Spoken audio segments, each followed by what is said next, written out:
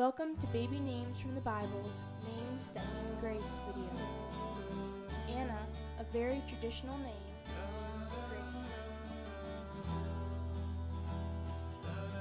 And then there's just Grace, which I think is a great middle name. Hannah, who was Samuel's mother, also means grace. Joanna means God is gracious. Ananias, somebody who met Paul on the road to Damascus, means God is gracious. John, another traditional name, also means God is gracious. And Johanan, or Yohanan in traditional Hebrew, means God is gracious also.